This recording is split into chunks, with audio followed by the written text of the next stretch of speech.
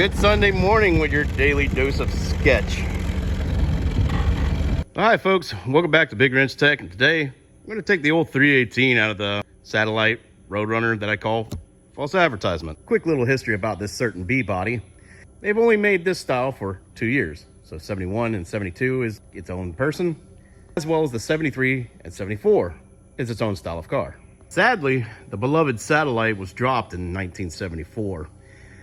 And then the Roadrunner platform ended up going on to a Cordoba, I believe, and then to a Volare, but we won't talk about that one. There is only a slight few differences between the 73 and 74 Roadrunner and satellite. Told this in particular, the 73 only has those in the hood.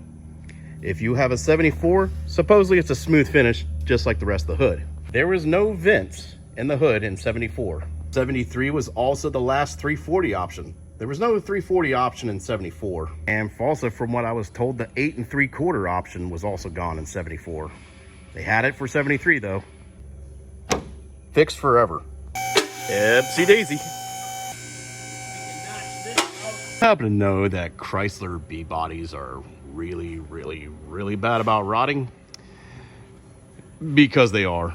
I don't know why I have green antifreeze all the way back here. That might be an indication of where my fluid has been going as well. And yes, that oil is as black as my soul.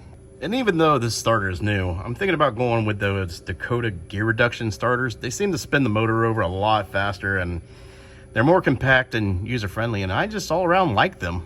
But will they fit to a 904 bell housing? I might have to phone a friend. Admire the janky setup. But anyways, I think it's about time to pull it out. Bell housing disconnected, torque converters all bolted. Guess nothing more to do but to pull it.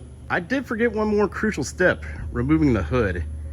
Supposedly I can remove the engine without that, but I really don't want to damage it.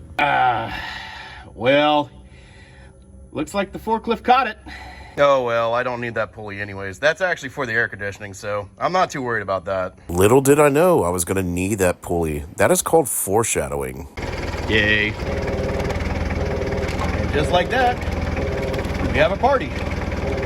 Remember what I said about harmonic balancers and rubber bushings that was worn out and pressed in? Now granted, I hit this, but that's bad. Okay, now that I'm getting a closer look at this, so many things are making so much sense now about that water leak that I've been having. There's another clue. All this orange stuff as well being just straight water. Another smoking gun.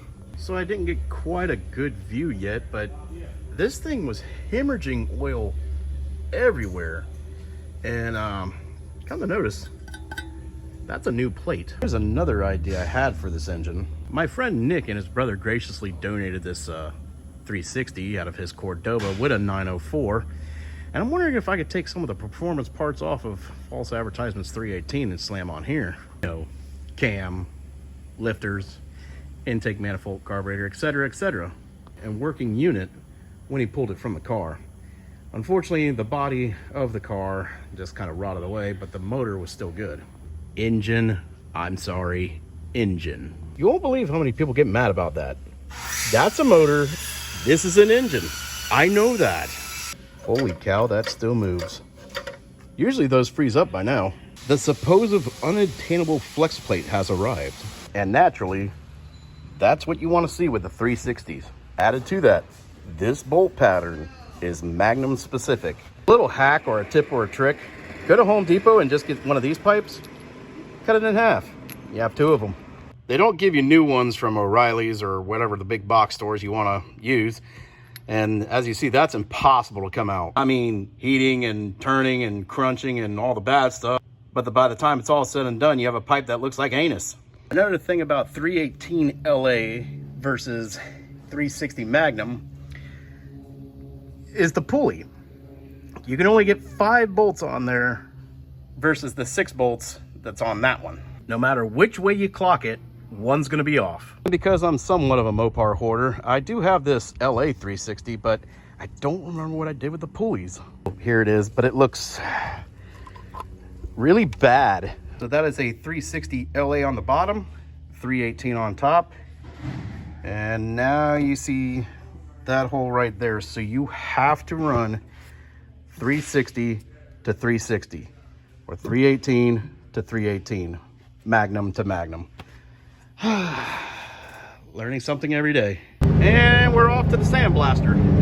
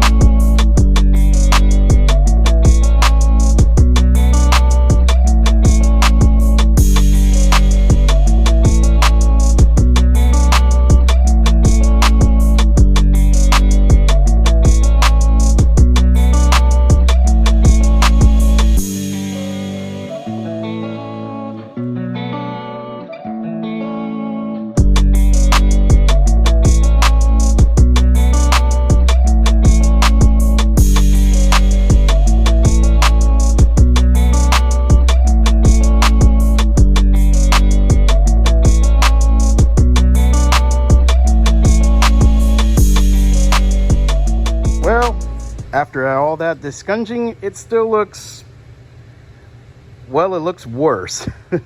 Water pump installed-ish. Waste of time again. What do we know about LA 360 pulleys and LA 318 pulleys? They hit. I'm gonna deal with this another day.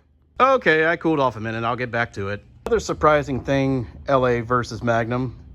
I was gonna try to save a little bit of money by saving the spark plugs out of the LA. They don't fit.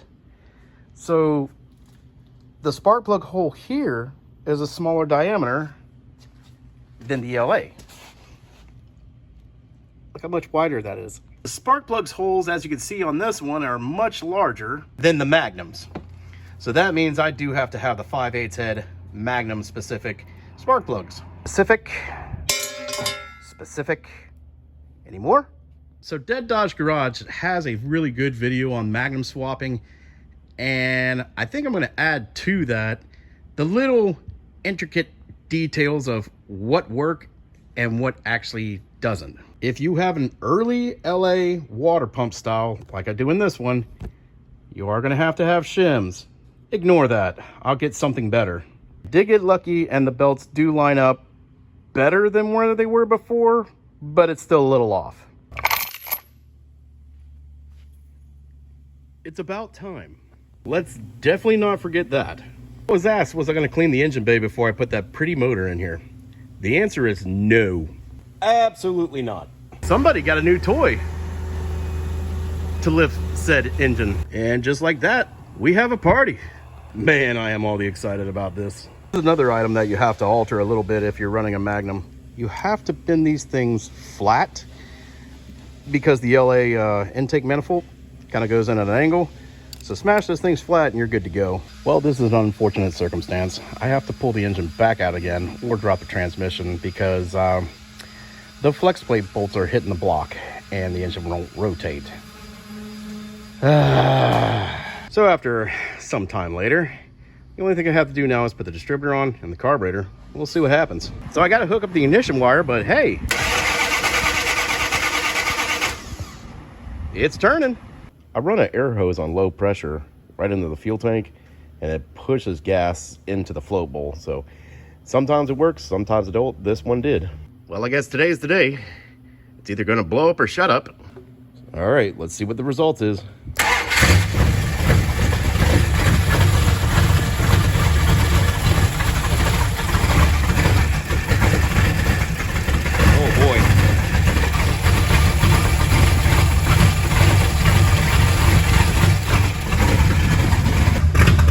Okay, so it's a little rowdy. What's going on there?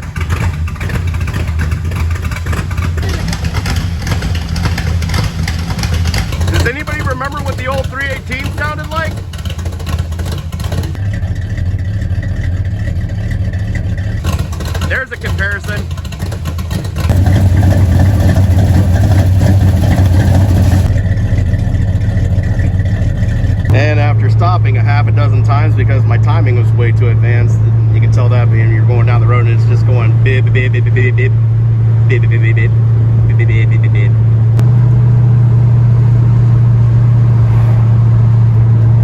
Well, there you have it. It's finally finished. It only took me forever. And the next video coming up will be the 66 Mustang, so stay tuned for that one. That sound though, I apologize for the wind because we got some storms coming in today, so my bad. But anyways, everyone, thank you so much for tagging along with me on this lengthy project. And my apologies for that. And like always, don't be afraid to throw a wrench at it, and we'll look forward to seeing you soon.